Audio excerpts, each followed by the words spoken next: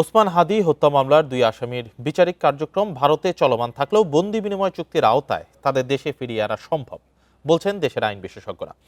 এ বিষয়ে কথা বলতে আমাদের সাথে যুক্ত হয়েছেন নিরাপত্তা বিশ্লেষক মোহাম্মদ শামীম কামাল। জনাব মোহাম্মদ শামীম কামাল, আপনাকে স্বাগত ইন্ডিপেন্ডেন্ট সংবাদে। ওসমান হাদি হত্যা মামলার দুই আসামিকে বন্দি বিনিময় চুক্তির আওতায় তাদের দেশে ফিরিয়ে আনা সম্ভব এমন কথা বলছেন আইন বিশেষজ্ঞরা। আপনার থেকে এই বিষয়টা জানতে চাই। আপনাকে ধন্যবাদ আমাকে সাথে নেওয়ার জন্য। আইন বিশেষজ্ঞ যেটা বলেছেন এটা খুবই একটা বাস্তবমুখী একটা বিষয় এবং এটা খুবই সহজ একটি প্রক্রিয়া, কিন্তু এখানে যেটা জটিলতা তৈরি করতে পারে সেটা হলো আন্তরিকতা। এখন দেখুন, আপনার এক্সট্রাডিশন অ্যাক্ট যেটা আছে 1974, এখানে চ্যাপ্টার 1-এ সুস্পষ্ট হয়ে বলা আছে যে ফিউজিটিভ অফেন্ডার কারা, মানে পলাতক অপরাধী কারা, এবং এর সেকশন চ্যাপ্টার 2-এর সেকশন 3 এবং 4-এ সুস্পষ্টভাবে কিভাবে এই বন্দি প্রত্যাবর্তন করা সম্ভব সে ব্যাপারে সুস্পষ্ট নীতিমালা এটা লেট ডাউন করা আছে।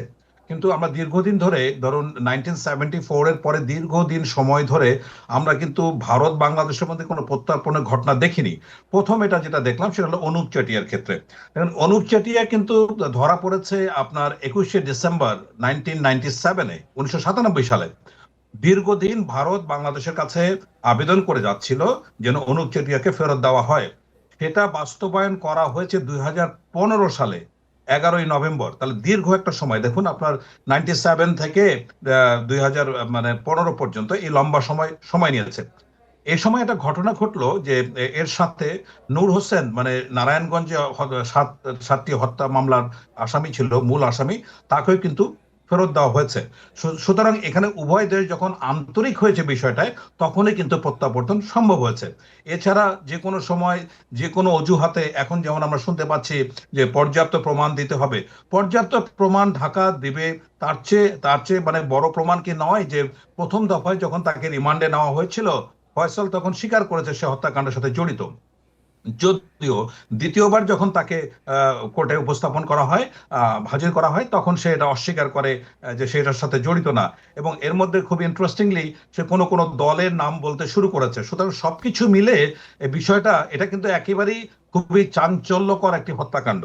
এটার কিন্তু মানুষ, দেশবাসী অবশ্যই এটার একটা খুব দ্রুত বিচার এবং এই প্রত্যাবর্তন প্রক্রিয়াটাকে দেখতে চায়। সুতরাং এখানে আমি মনে করি যে উভয় সরকারের আন্তরিকতা একটা বড় ফ্যাক্টর হয়ে দাঁড়াবে, এবং বিএনপি সরকারের জন্য, নবনির্বাচিত সরকার, তাদের জন্য এটা একটা বড় চ্যালেঞ্জ।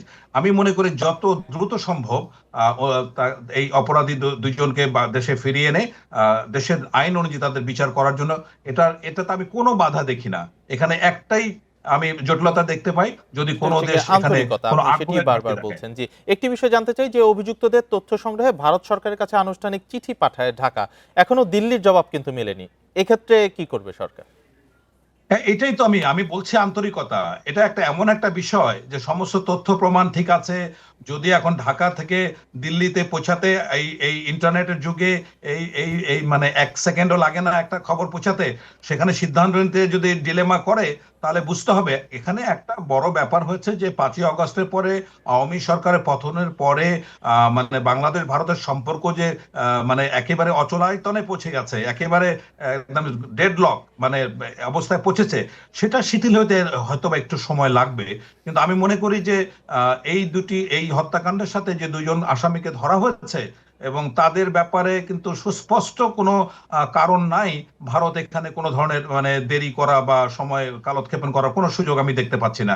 সুতরাং এখানে আশা করছি যে ভারত খুব দ্রুত সময়ের মধ্যে তাদেরকে ফেরত দেওয়ার উদ্যোগ নেবে। এখানে আমার মনে হয় কূটনৈতিক ব্যাপারটা আরেকটু মানে রিমাইন্ডার দেওয়া, তারপরে সচেতন হতে বলা বা একটু ত্বরান্বিত করা, এই বিষয়গুলো মানে একটা শাটল ডিপ্লোমেসির প্রয়োজন আছে বলে আমি মনে করছি। কূটনৈতিক প্রচেষ্টা চালিয়ে যেতে হবে। জনাব শামীম কামাল, অনেক ধন্যবাদ আমাদের সাথে যুক্ত হয়ে বিষয়গুলো পরিষ্কার করার জন্য।